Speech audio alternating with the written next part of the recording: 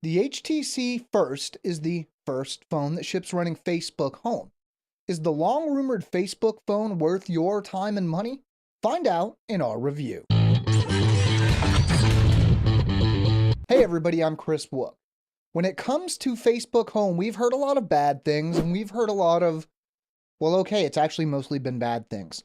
But we'll get to that in a bit. Let's kick off the review of the HTC First by taking a look at the specs. The HTC First packs in a Qualcomm Snapdragon chipset with a dual-core 1.4 GHz Crate processor and Adreno 305 GPU. For memory, we're looking at 1 GB of RAM and 16 GB of internal storage, but no microSD slot. The 4.3-inch display is 720p HD with a pixel density of around 342 pixels per inch. The primary rear-facing camera is 5 megapixels with 1080p video capture, and the front-facing camera is 1.6 megapixels.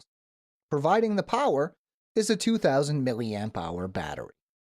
HTC is known for build quality, and while this isn't as solid as the flagship HTC One, it doesn't feel cheaply built either. The back and sides have a grippy feel, making you less likely to drop this in the middle of a call. The HTC First comes in a variety of colors, from red like our review unit to white, black, or blue. It fits well in the hand, and the relatively small size of the device makes one-handed operation a breeze compared to a lot of other phones in the same class. Buttons feel sturdy, almost to the point of feeling overly stiff. Unlike a lot of other mid-range Android phones, the display is not a weak aspect of the HTC First. The small 4.3-inch screen size and 1280 by 720 resolution leave us with a pretty sharp pixel density of around 340 pixels per inch, so visuals are much clearer than other similarly spec'd phones. Colors are vivid without the oversaturation that is clearly apparent in phones from some other manufacturers. Black levels are good, with the display having very nice contrast. To test the performance, we ran our usual suite of tests, starting with Antutu Benchmark. A total of 10 benchmarks taken at different times left us with an average score of just over 11,500, almost exactly about what we expected from this hardware. Next up was Epic Citadel. In high quality mode, the average frame rate was 54.4 frames per second, while high performance mode produced 55.1 frames per second. Not too bad for 720p resolution. In real-world use, the phone never felt slow, but obviously didn't feel as blazing fast as a high-end phone would. Apps launched quickly and scrolling was smooth. Subway Surfers ran smoothly, though it isn't a very demanding game. The software is where the HTC First takes a nosedive. It runs Android 4.1.2 Jelly Bean, but while it isn't skinned, it does run Facebook Home. Now, it would be easy to call Facebook Home a love it or hate it piece of software, but looking at the Google Play Store, it doesn't seem like that many people love it at all. For the purposes of this review, though, that isn't exactly the problem. The issue is consistency.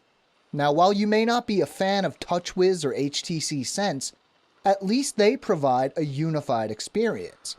With Facebook Home, it's always apparent that you're running an app on top of stock Jelly Bean. But here's the thing, that may actually be a plus. See, you can simply turn off Facebook Home and suddenly you'll find yourself greeted with a phone that is running stock Android. No, it's not a Nexus and you probably won't see frequent updates, but it is a surprising bonus.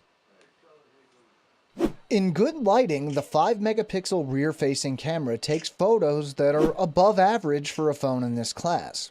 In low light, however, images aren't nearly as good.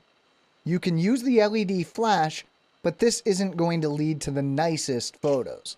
The front-facing camera has the same issue, but with fewer pixels. The 1080p video capture is unremarkable. While it will capture whatever you point it at, the videos tend to be on the shaky side, and low-light performance is just as poor as it is for still images. Having said that, for a mid-range phone, it's still not that bad. The 2000 milliamp hour battery isn't the biggest we've seen, but is definitely more than adequate for most tasks. While I did notice that heavy testing and benchmarks seemed to drain it fairly quickly, in general use it held up pretty well. HTC claims 14 hours of talk time, and if you take that to mean 14 hours of moderate day-to-day use, it definitely meets or even surpasses that time. Unfortunately, the battery isn't removable, so if you're looking to carry a spare or pick up an extended battery, you're out of luck. Do you like Facebook? No? Well, then the HTC First definitely isn't for you. The hardware isn't bad, but the general mess on the software side makes it hard to recommend. Sure, you can run stock Jelly Bean pretty easily, but who knows how often it's going to be updated. That said, if you use Facebook more than anything else, this phone might be worth picking up. Want to know more? We have a written companion to this video at AndroidAuthority.com. You can find the link in the description. We have new videos going up all the time, so if you want to stay up to date, make sure to subscribe to our channel. I'm Chris Wook for Android Authority, and as always, thank you for watching.